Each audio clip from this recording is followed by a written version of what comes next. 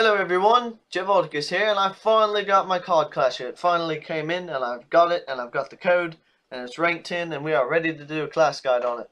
So in this video, I'm going to be covering some skills, some passives, enhancements, PvP suggestions, a bunch of things like that. I'll probably put some PvP matches in this one too, just because CardClasher is so much fun to use in PvP. I've only had it for a day, and I've already just fallen in love with using it. So let's go ahead and get started.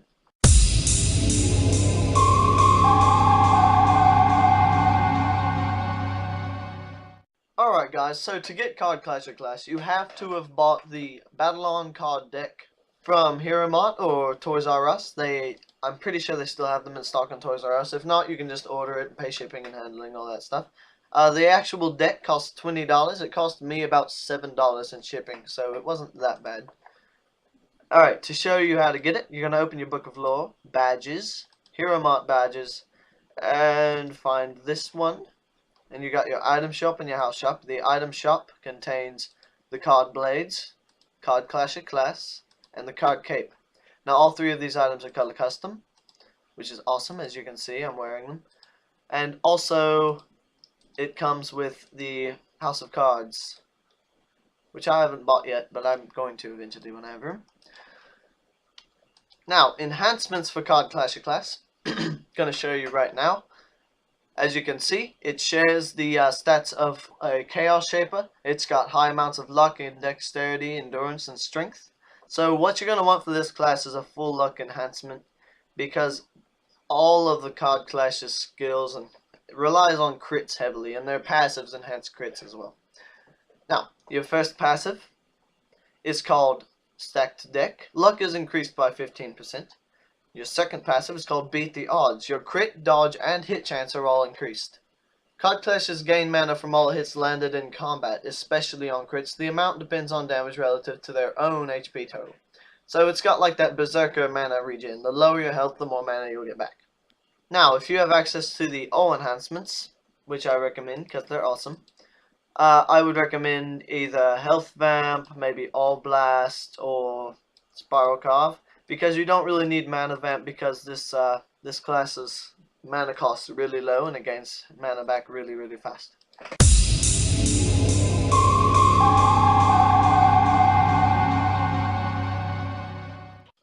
Alright guys, it's time for the skill breakdown. Your first skill is called Deal. It costs 15 mana, has a 2-second cooldown, and is a physical skill. It deals a new card to you and your opponent. Cards make you stronger and your target weaker. Cards have additional effects when tap is cast. Now, you have a possibility of getting 3 different cards, and so does your enemy. A sword, shield, and a spell card. They are said to have some kind of enhancement or buff on you, but I don't seem to see it until I use tap.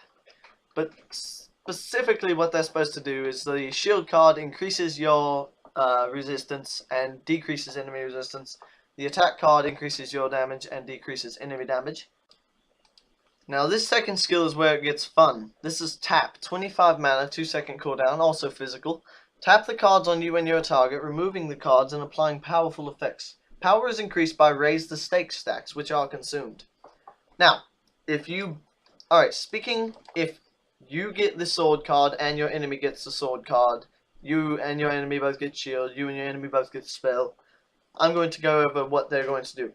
Now, if you both get the sword card, it's going to increase your damage and decrease enemy damage. If you both get the shield card, it's going to increase your resistance, decrease enemy resistance. If you both get the spell card, however, you are going to apply heal over time on yourself, and the enemy is going to get a damage over time. Now, without any stacks of Raise the Stakes, the heal over times are going to be roughly 59. So let's go ahead and show you guys tap without any stacks of deal. It's not going to hit too high. It's going to hit just above your auto attack standard. Right around there.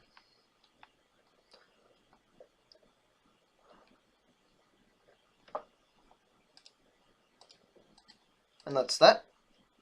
Now we're going to begin dealing. Now I'm probably going to be jumping around video to video here, because I want to show you guys all the effects of each of the 3 cards on your enemy and yourself. So, first on this Scarab, let's go. Alright, we both got the shield card. Now I'm going to use tap. It's going to increase my resistance and decrease his resistance. And it's also going to strike pretty high. I didn't get to show you any resistance there because he just died. But that's what it does, I promise. Alright, next we both get sword. That's lucky. So this is going to increase my damage and decrease his damage. Also hit decently high, but not the same.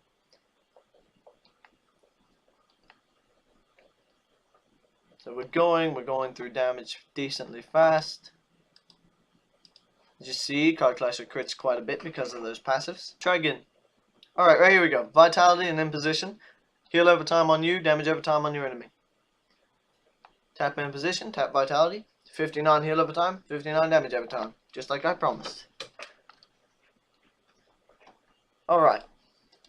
Alright, now, because you get random cards each time, it can be aggravating to not get the cards you want, but conveniently tap and deal have only a 2-second cooldown, so if you didn't want breach and fortitude, you can just spam all of these until you get exactly what you want, and it goes through health really quickly that way. Now your third skill is called Raise the Stakes. It costs 20 mana, has a 2-second cooldown, and is a physical skill. Each cast of this spell makes the effects of tap and clash more powerful, but it also hurts you and leaves you more vulnerable. It stacks up to 4 times and is consumed by tap. Now, in a PvP situation, I would not recommend using Raise the Stakes whatsoever. I will go over my personal PvP technique, but I'm not going to recommend it for PvP, just because it weakens you so much, you're just going to die, and they're going to kill your face and teabag you. First, I'm going to show you the damage. I'm just going to stack the 4. It has 104, 156. As you can see, the damage slowly gets higher. And then we have full stacks. We're going to Fortitude and tap. Oh, he's dead. As you see, I do pretty high damage when it's like this. But they also do more damage to you. So some people might enjoy raising the stakes, but it really is a gamble, literally. You could either win or die really good. So I prefer not to raise the stakes because I want to just fight and not die. Now I gotta show you the each card. So as you see, this is probably gonna be a really long video, but I've gotta give you guys in-depth, precision, accurate description of what this class can do. So we're gonna raise the stakes. Apply deal. Alright, we got fortitude and imposition. That would have performed a really nice damage over time on him, but since I got fortitude, it also performs a high strike with increasing your defense. So raise the stakes, raise the stakes, raise the stakes, raise the stakes. Deal. Vitality and breach. Let's go. Alright, decreases his decreases his resistance and gives me a hefty heal over time. As you see, I'm hitting nice and high.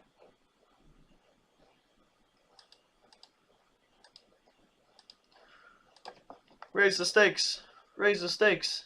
Raise the stakes. Raise the stakes. Deal. Alright, fortitude and breach. Gonna hit high, increase my resistance. See? 376 damage to 116, almost like that.